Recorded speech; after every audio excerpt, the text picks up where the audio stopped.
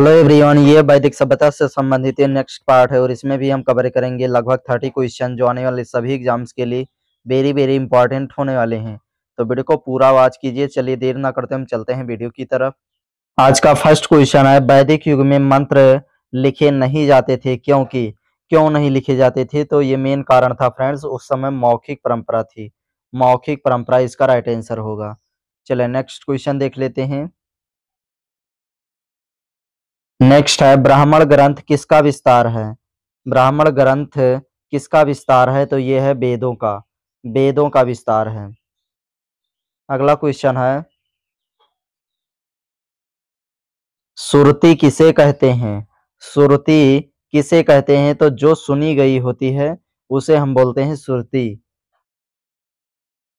Next है, वैदिक साहित्य का सर्वप्रथम व्यवस्थित संकलन किसने किया था? वैदिक साहित्य का सर्वप्रथम व्यवस्थित संकलन किसने किया था?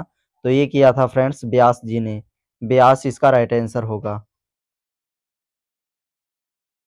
नेक्स्ट क्वेश्चन है, वैदिक काल में सभा संस्था क्या कार्य करती थी? वैदिक काल में सभा संस्था क्या कार्य करती थी? तो ये करती थी फ्रेंड न्याय और शासन। न्याय और शासन मतलब न्याय दिलाना और शासन करना इसका काम था। चलिए नेक्स्ट क्वेश्चन देख लेते हैं। शूद्र वर्ण का कार्य क्या था वैदिक समाज में? शूद्र वर्ण का कार्य क्या था वैदिक समाज में? तो ये था फ्रेंड्स सेवा करना। सेवा इसका काम था शूद्र वर्ण का। नेक्स्ट है, आरण्यक ग्रंथ किससे संबंधित है? तो आरण्यक ग्रंथ है फ्रेंड्स वनवासी जीवन और ध्यान से संबंधित है। वनवासी जीवन और ध्यान से संबंधित है आरण्यक ग्रंथ। चलिए नेक्स्ट क्वेश्चन देख लेते हैं। नेक्स्ट है, वैदिक युग में ब्राह्मणों का प्रमुख कर्तव्य क्या था? वैदिक युग के ब्राह्मणों का प्रमुख कर्तव्य क्या था? तो ये था फ्रेंड्स शिक्षा व यज्ञ करना। शिक्षा देना और यज्ञ करना इनका मुख्य कार्य था। नेक्स्ट क्वेश्चन है, उपनिषद किस दर्शन की नींव रखते हैं? उपनिषद किस दर्शन की नींव रखते हैं? तो ये रखते हैं अद्वैत का। अद्वैत इसका राइट आंसर होगा। अगला क्वेश्चन है, वैदिक काल की महिलाएं किस कार्य में भाग लेती थी? वैदिक काल की महिलाएं किस कार्य में भाग लेती थी? तो यज्ञ व वेद में भाग लेती थी। यज्ञ व वेद अध्ययन में भाग लेती थी। इसका राइट आंसर यही होगा। चलिए नेक्स्ट क्वेश्चन देख लेते हैं। नेक्स्ट क्वेश्चन है, किस वैदिक देवता को रक्षक देवता माना गया है?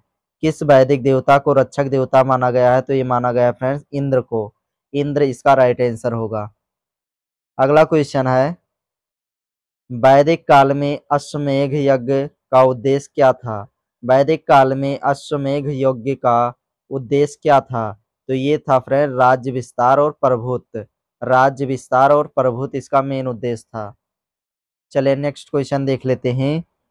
ऋग्वेद में किस ऋषि को प्रथम कवि माना गया है? ऋग्वेद में किस ऋषि को प्रथम कवि माना गया है? तो ये माना गया है विश्वामित्र को। विश्वामित्र इसका राइट आंसर होगा। चलें नेक्स्ट क्वेश्चन देख लेते हैं। अगला क्वेश्चन है, वैदिक समाज का प्रमुख आधार क्या था? वैदिक समाज का प्रमुख आधार क्या था? तो ये था फ्रेंड पशुपालन। पशुपालन इसका राइट आंसर होगा। नेक्स्ट है, ऋग्वेद में कितने मंडल हैं? ऋग्वेद में कितने मंडल हैं? तो ये है फ्रेंड 10 मंडल। 10 मंडल हैं ऋग्वेद में। ये इसका राइट आंसर होगा। अगला क्वेश्चन है, यज्ञ में प्रयुक्त मुख्य सामग्री क्या थी? यज्ञ में प्रयुक्त मुख्य सामग्री क्या थी? तो ये थी फ्रेंड्स घी। घी इसका राइट आंसर होगा। नेक्स्ट है, किस देवता को सिंधु नदी का रक्षक कहा गया है? किस देवता को सिंधु नदी का रक्षक कहा गया है? तो ये कहा गया है वरुण देवता को। वरुण देवता इसका राइट आंसर होगा। अगला क्वेश्चन है, वैदिक सभ्यता में किस देवता को संध्या का देवता कहा गया है?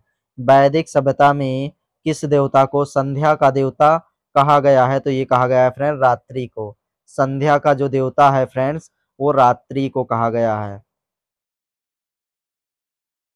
नेक्स्ट है, किस ग्रंथ में ऋषि और देवताओं के संवाद मिलते हैं? किस ग्रंथ में ऋषि और देवताओं के संवाद मिलते हैं? तो ये मिलते हैं फ्रेंड ऋग्वेद में। ऋग्वेद इसका राइट आंसर होगा। नेक्स्ट क्वेश्चन है, वैदिक काल में किसको सर्वोच्च सत्ता प्राप्त थी? वैदिक काल में किसको सर्वोच्च सत्ता प्राप्त थी? तो ये प्राप्त थी राजा को। राजा इसका राइट आंसर होगा। अगला क्वेश्चन है, ब्राह्मण ग्रंथ किस उद्देश्य से लिखे गए हैं? ब्राह्मण ग्रंथ किस उद्देश्य से लिखे गए? तो ये लिखे गए यज्ञ विधियों की व्याख्या के लिए। यज्ञ विधियों की व्याख्या के लिए लिखे गए। नेक्स्ट क्वेश्चन है, वैदिक समाज में 4 आश्रमों में अंतिम आश्रम कौन सा था? वैदिक समाज में 4 आश्रमों में अंतिम आश्रम कौन सा था? तो ये था संन्यास का आश्रम। संन्यास इसका राइट आंसर होगा। अगला क्वेश्चन है, किस वेद में औषधियों की स्तुति की गई है? किस वेद में औषधियों की स्तुति की गई है? तो ये की गई है अथर्ववेद में। अथर्ववेद इसका राइट आंसर होगा। नेक्स्ट है, वैदिक काल में आयुर्वेद का प्रारंभिक ज्ञान किस वेद में मिलता है? वैदिक काल में आयुर्वेद का प्रारंभिक ज्ञान किस वेद में मिलता है? तो ये मिलता है अथर्ववेद में। अथर्ववेद इसका राइट आंसर होगा। अगला क्वेश्चन है, पूर्वजन्य देवता किससे संबंधित थे? पूर्वजन्य देवता किससे संबंधित थे? तो ये वर्षा से संबंधित है। वर्षा इसका राइट आंसर होगा। नेक्स्ट है, ऋग्वेद में वर्ण व्यवस्था कितने वर्गों में की गई थी? ऋग्वेद में वर्ण व्यवस्था कितने वर्गों में की गई थी? तो ये 4 वर्गों में की गई थी। 4 इसका राइट आंसर होगा। अगला क्वेश्चन है, वैदिक समाज में दास्यु शब्द किसके लिए प्रयुक्त होता था? वैदिक समाज में दास्य शब्द किसके लिए प्रयुक्त होता था? तो ये होता था शत्रु जातियों के लिए। शत्रु जातियां इसका राइट आंसर होगा। नेक्स्ट है, वैदिक सभ्यता में किस देवी को रात्रि की देवी कहा गया है? वैदिक सभ्यता में किस देवी को रात्रि की देवी कहा गया है? तो ये कहा गया है फ्रेंड रात्रि को। रात्रि इसका राइट आंसर होगा। अगला क्वेश्चन है, उपनिषदों को किस प्रकार का ज्ञान कहा जाता है?